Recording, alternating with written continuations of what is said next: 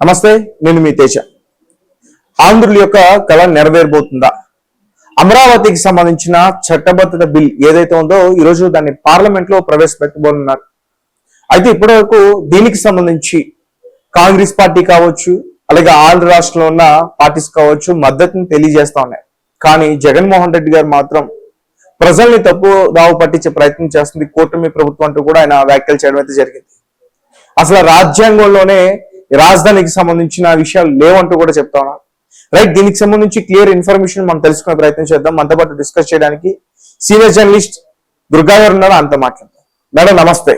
నమస్తే అండి. అంటే చరిత్రలో ఇవాళ సువర్ణాక్షరాలతో లిఖించదగ్గ రోజు. మనకి అమరావతి అనేది ఆంధ్రప్రదేశ్ కు ఒక రాజధానిగా ఏర్పడింది. మీకు తెలుసో లేదో 90 ఏళ్ల క్రితం అంటే 1936 ఏప్రిల్ 1న ఒరిస్సా రాష్ట్రం ఏర్పడింది. అంటే స్వాతంత్రానికి ముందు భాష ప్రాతిపదికన ఏర్పడిన తొలి రాష్ట్రం అది. స్వతంత్రం తర్వాత 1953లో మనకి అక్టోబర్ 1న ఆంధ్రప్రదేశ్ ఏర్పడింది భాషా ప్రయుక్త రాష్ట్రంగా. ఎవరి వల్ల? అమరజీవి పొట్టిస్వామి గారి వల్ల 58 రోజులు వారు నిరాహార దీక్ష చేసి మరణించటం వల్ల ఏర్పడింది. అంటే మొట్టమొదట ఏర్పడింది ఆంధ్రప్రదేశ్. మీకు అర్థమైందా? సో అంటే నేను చెప్పేది స్వతంత్రం తర్వాత. సో 90 ఏళ్ల తర్వాత మళ్ళా ఏప్రిల్ 1న ఆంధ్రప్రదేశ్ కి అమరావతి ఒక రాజధాని అని వాళ్ళ పార్లమెంట్ లో ఒక చట్టబద్ధత కల్పించారు. దానికి ఒక రాజముద్ర వేశారు, బిల్లు ప్రవేశపెట్టి. అయితే దీనికి ఎన్ని రకాలుగా ఇబ్బందులు పడ్డారు తెలుగు వాళ్ళు, ముఖ్యంగా ఆంధ్రప్రదేశ్ కి సంబంధించిన వాళ్ళు. 12 ఏళ్ల క్రితం అన్సెరమోనియస్ గా కాంగ్రెస్ ఏదైతే పార్లమెంట్ తలుపులు మూసేసి పార్లమెంట్ సాక్షిగా ఆంధ్రప్రదేశ్ కి అన్యాయం చేసి ఒక రాజధాని ప్రకటించకుండా విడదీసిందో, అది ఇంతకాలానికి 12 సంవత్సరాలు ఒడిదుడుకులు ఎదుర్కొని ఇవాళ మనకి ఒక రాజధాని అనేది వచ్చింది. అయితే దీని మీద జగన్మోహన్ రెడ్డి ప్రెస్ మీట్ పెట్టి ఎక్కడా కూడా రాజ్యాంగంలో రాష్ట్రాలకి రాజధాని అంటూ ఉండదు, రాజధాని ప్రస్తావన ఎక్కడా లేదు, ఓన్లీ కేంద్రానికే ఉంటుంది రాజధాని అనేది. తర్వాత కేంద్రం కూడా చెప్పింది రాష్ట్రాలకి రాజధాని అనేది వాళ్ళ ఇష్టాలని అంటూ వాళ్ళు అఫిడవిట్ కూడా వేశారు కోర్టులో. ఇవన్నీ మాట్లాడాడు ఆయన.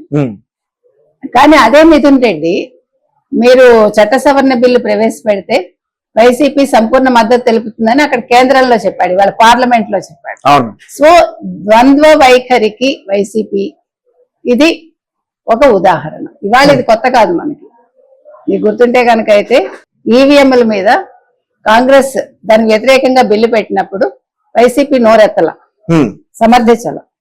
ఇవాళ అదే వైసీపీ సాక్షి పేపర్లో ఈవీఎంల మీద ఒక వ్యాసం రాసింది. సో దీన్ని బట్టి మీకు వాళ్ళ ద్వంద్వ వైఖరి ప్రతి విషయంలో ప్రతిసారి బయటపడుతుంది. ఇది పక్కన పెడితే ఇవాళ కాంగ్రెస్ సంపూర్ణ మద్దతు తెలిపి తీరాలి. ఎందుకంటే ఇవాళ కాంగ్రెస్ కి ఆంధ్రప్రదేశ్ లో అడుగు పెట్టే అర్హత లేదు. ఆంధ్రప్రదేశ్ ప్రజలు మర్చిపోరు కాంగ్రెస్ చేసిన మోసాన్ని. అందుకని ఇవాళ మాణిక్యం ఠాకూర్ ఆయన మేము సంపూర్ణ మద్దతు తెలుపుతున్నామని అన్నాడు. ఇవాళ సంపూర్ణ మద్దతు తెలిపేశారు కాబట్టి 2029 ఎన్నికల్లో కాంగ్రెస్ కి ఏదో ఓట్లు వచ్చేస్తాయనుకుంటే పొరపాటు. అది మర్చిపోరు ఆంధ్రులు, మర్చిపోకూడదు. మనకి చేసిన అన్యాయాల్ని మనం ప్రతిక్షణం గుర్తు తెచ్చుకోవాలి.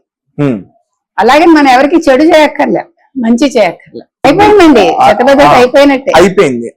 అది ఉండకూడదనే ఈ బిల్లు మార్చుకుంటూ ఉండడానికి. ఎగ్జాక్ట్లీ. ఇవాళ చంద్రబాబు నాయుడు గారు కేంద్రాన్ని ఎందుకు కోరారంటే ఇప్పుడు యాక్చువల్ గా మనం తీర్మానం చేసేస్తే శాసనసభలో దాని చట్టబద్ధత వచ్చేసినట్టే, ఇంకా దాన్ని మళ్ళా బిల్లుగా పార్లమెంట్ లో ప్రవేశపెట్టక్కర్లా.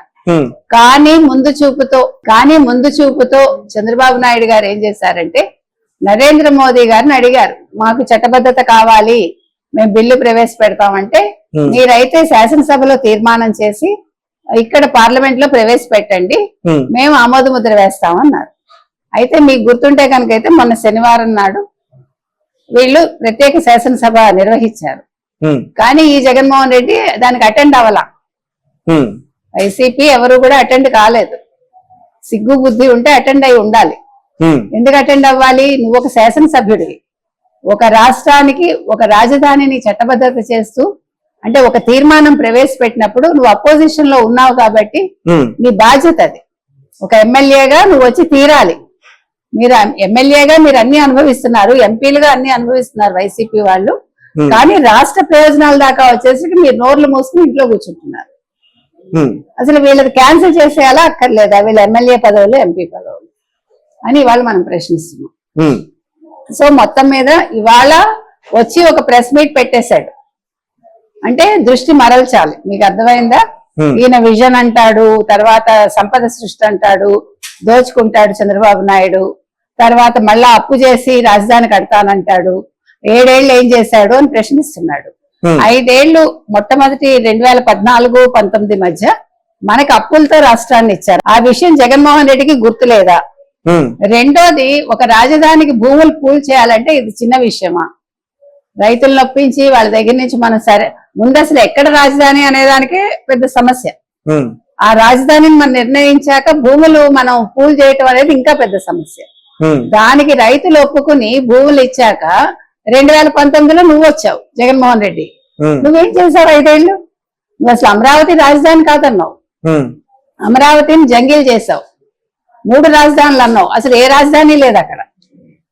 2 ఏళ్లుగా వీళ్ళు ఇంత కష్టపడి నువ్వు చేసిన తప్పులన్నీ సరిదిద్దుకుంటూ ఇవాళ అమరావతి మీద కేంద్రాన్ని ఒప్పించి వాళ్ళు డబ్బులు తీసుకొచ్చి వాళ్ళు రాజధాని కట్టడం మొదలుపెట్టి దానికి ఒక చట్టబద్ధత తీసుకొస్తూ ఉంటే నువ్వు ప్రశ్నిస్తున్నావు. ఒక తెలుగువాడిగా ఉండి నువ్వు కర్ణాటకలో నివసిస్తూ నువ్వు ఆంధ్రప్రదేశ్ ప్రజల గురించి నువ్వు మాట్లాడుతున్నావు, ఒక రాజధాని గురించి మాట్లాడుతున్నావు. సిగ్గుందా నీకు అసలు? నువ్వు ఇవాళ వచ్చి అసలు రాజధాని అక్కర్లేదని మాట్లాడుతున్నావంటే ఇవాళ నువ్వు అసలు ఆంధ్రప్రదేశ్ లో తాడేపల్లి అడుగు పెట్టే అర్హత లేదు నీకు. మరి కేంద్రంలో ఎందుకు మిథున్ రెడ్డి చేత అలా చెప్పించావు? అంటే నీకు అక్కడ భయం, నీ కేసుల విషయంలో నీకు మళ్ళీ బీజేపీ మద్దతు కావాలి, అందుకని అలా మాట్లాడతావు. ఇక్కడ ఇలా మాట్లాడతావు. నేను ఆంధ్రప్రదేశ్ ప్రజలను ఒకటే అడుగుతున్నానండి, ఇవన్నీ మీరు గమనించండి, గుర్తుపెట్టుకోండి. పొరపాటున కూడా మళ్ళా జగన్మోహన్ రెడ్డిని ఎమ్మెల్యేగా కూడా గెలిపించద్దు అని మనం క్లియర్ గా చెప్తున్నామండి. ఏది ఏవైనా ఇవాళ చట్టబద్ధత ఏర్పడింది, చాలా సంతోషం అండి. ఇది చరిత్రలో నిలిచిపోయే రోజు.